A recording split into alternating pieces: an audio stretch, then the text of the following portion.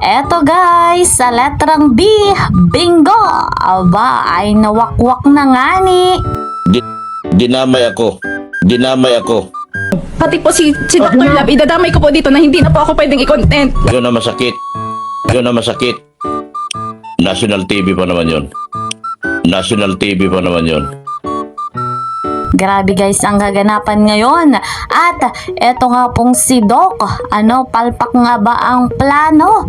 Ayan, talagang matindi ang kaganapan. Eto pa guys, dahil nga sa nangyaring iyan, eto pong si Doc ay talagang damay po talaga. Hindi po pwedeng hindi siya madamay dahil siya naman ang nagsimula ng lahat.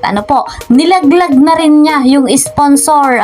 Sinabi niya kung sino yung mga nasa likod nito. Bukod sa pamilya ay yung mga sponsor. Grabe, matinding matindi. So ating saksihan nga ang napakagandang paliwanag.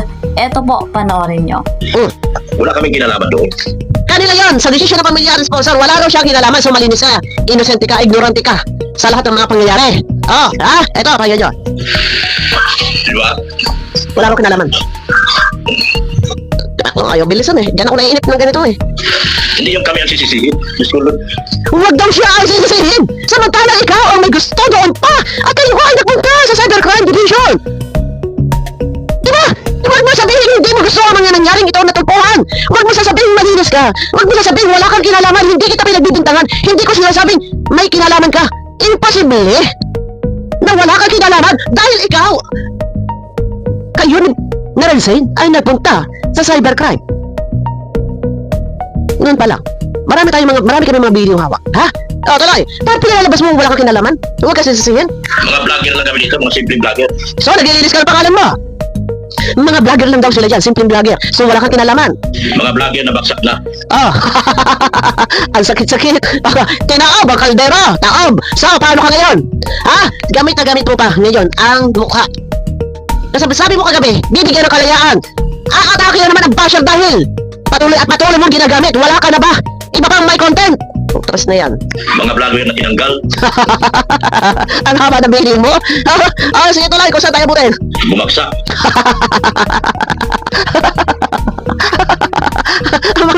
Mga vlogger na tinanggal. Mga vlogger na bumagsak. Ngayon taon mga kaldero. Hindi na may si Dr. Lab, hindi na po siya pwede mag-content sa akin. Ang sakit. Ano ngayon ang iyong content? Sabi ko sa iyo akala ko ngayon pa lang yan, umpisa pa lang to. Sabi ko sa iyo akala ko ngayon pa lang yan, umpisa pa lang to. Dahil ako lang naman ang rector natin, gwapong nga ni. Diba, gwapang nga ni. Isama mo naman ako dyan sa team gwapa. Tuloy, kung saan tayo abutin ng video. Tapos, nung tinanggal, kaya sa akin pa rin ang sisi.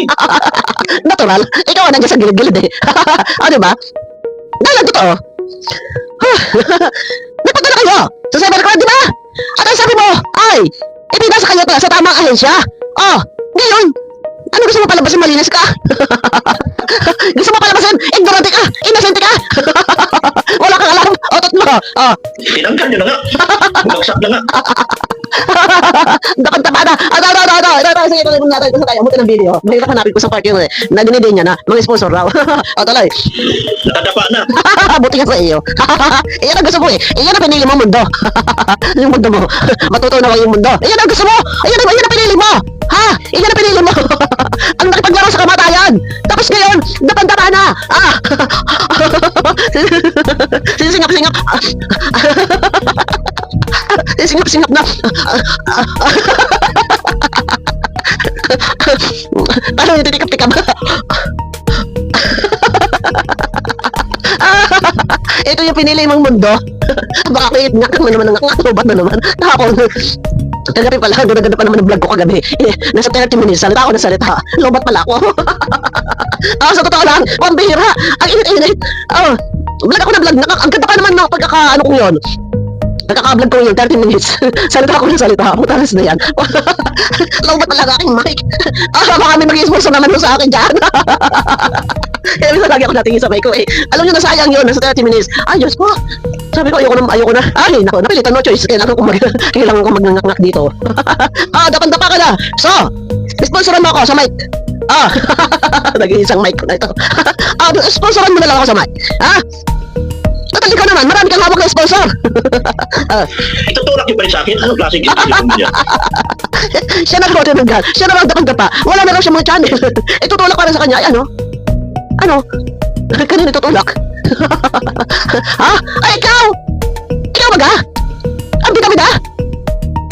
Ikaw baga? Ang gumawa ng grupo at ini-add mo dyan, ang gwapa. Ngayon, gusto mo maging... gusto mo... Inosente ka, ignorante ka? Palukuhan niya. Alam niyo kasi yung mga sponsor, kilala niyo eh, kasi kahit saan tayo nakarating. Itinutulak sa sponsor. Itinutulak sa sponsor. Sinasabi niya dito, ang mga sponsor daw at pamilya. Inilalag lang ang sponsor. Sa isang tayo nag-ikot-ikot sa mundong luparot dito sa Asia. Kawawa ka ngayon. Ano? Sinasabi sa iyo. Huwag mo nang i-content, huwag mo i-thumbnail. Ano? Wala ka na may content, wala ka na may thumbnail. Dahil itinawag ko na rin, nadamay ka. Inilaglag. Ay, ang dami katawa talaga doon. Inilaglag na siya. Sponsor man gumagalaw lahat. Ayun. Kung saan lahat ang gumagalaw dyan? Sponsor daw lahat ang gumagalaw. So, ibig sabihin, nawakwak sila ng sponsor. Hindi, huwag mo ilagay mga sponsor at baka matapos sa iyo. Malinaw. Hindi ka nag-iingat magsalita. Kung sinabi mo, pamilya lamang ang gumagalaw dyan, ang problema mo, dinami mo ang sponsor. So, ibig sabihin, lumalabas dito para mong sinabi na sila ang nawakwak ng sponsor. Pakinggan nyo. Kahit saan tayo nakarating. Kahit saan tayo nag-ikot-ikot. Sa buong mundo. Sa mundong luparot dito sa Asia.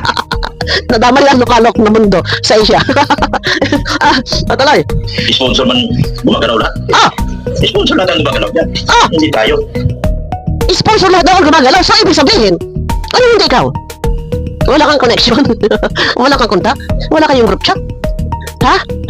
So, malinaw na malinaw. Ayon kay Doc, sponsor ang gumagalaw. So, sa madaling salita, ang pamilya ay nagpasakop sa sponsor. Gaya ng mga katawagan, ang mga nakasanayang katawagan na nagpawakwak or winakwak. Yun ba? Hindi ako. Alam niya na sponsor ang gumagalaw.